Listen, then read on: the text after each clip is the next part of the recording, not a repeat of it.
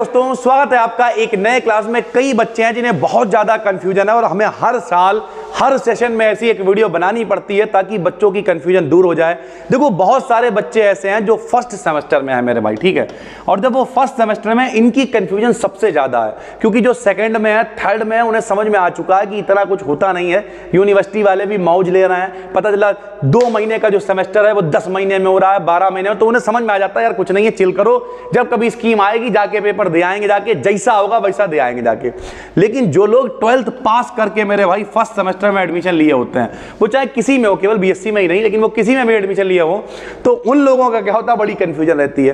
तो अभी हम लोग क्या कर रहे हैं, फर्स्ट सेमेस्टर के क्लासेस आपके लिए लेके आ रहे हैं, जैसे फिजिक्स आ रही है, केमिस्ट्री आ रही है, सारी चीजें आ रही हैं। तो कुल मिला के जो है कई सारे बच्चों के नीचे कॉमेंट्स रहते हैं बार बार कि सर पेपर ऑब्जेक्टिव होंगे या सब्जेक्टिव होंगे। तो इस कंफ्यूजन को हम पूरी तरीके से दूर कर देंगे, कतई क्लियर हो जाएगी आपकी कंफ्यूजन, समझाते हैं आपको। देखो भाई होता क्या है, जैसे हमारी तरफ लगती है एमजेपीआरयू यूनिवर्सिटी। एमजेपीआरयू का मतलब होता है, एमजेपीआरयू का मतलब महात्मा ज्योतिबा फुले रुहेलखंड यूनिवर्सिटी। ऐसे ही आपकी कोई और यूनिवर्सिटी हो सकती है, आपकी राम मनोहर लोहिया यूनिवर्सिटी हो सकती है, भीमराव अंबेडकर यूनिवर्सिटी हो सकती है, ठीक है, कानपुर यूनिवर्सिटी हो सकती है, जो भी आपकी यूनिवर्सिटी है।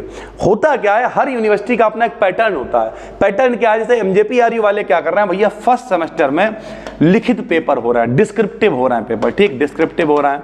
उसके बाद सेकंड सेमेस्टर में क्या कर रहे हैं, ये ऑब्जेक्टिव पेपर ले रहे हैं। थर्ड में क्या कर रहे हैं, फिर से डिस्क्रिप्टिव पेपर ले रहे हैं। फोर्थ में क्या कर रहे हैं, फिर से ऑब्जेक्टिव पेपर ले रहे हैं। यानी कुल मिला के ये लोग अल्टरनेट कर रहे हैं कि एक में मेरे भाई मतलब डिस्क्रिप्टिव फिर ऑब्जेक्टिव फिर डिस्क्रिप्टिव फिर ऑब्जेक्टिव।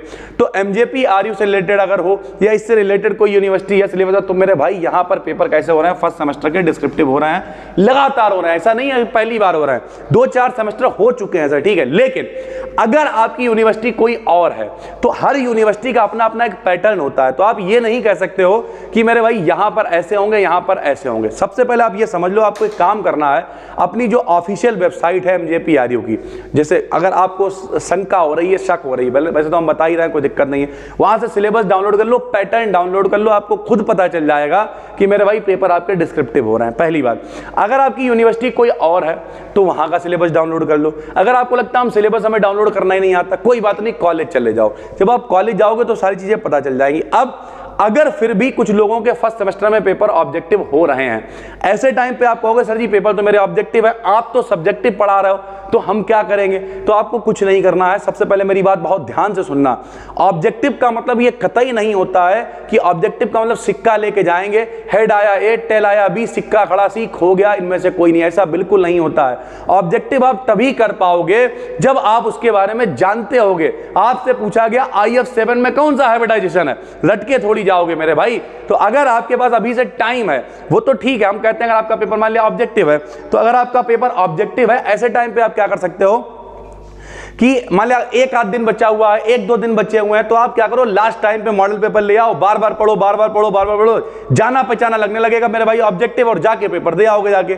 लेकिन अगर आपके पास टाइम है, आपके पास 2-4 महीने हैं, तो जो यहाँ पे क्लासेस आ रहे हैं उन्हें मन लगा के पढ़ो। जब आप पूरा क्लास पढ़ डालोगे तो मेरे भाई हो सकता है ऑब्जेक्टिव पढ़ने की नौबत ही ना आए, आप कहोगे यार ये तो सब हमें आता है, अपने आप टिक लगा लोगे।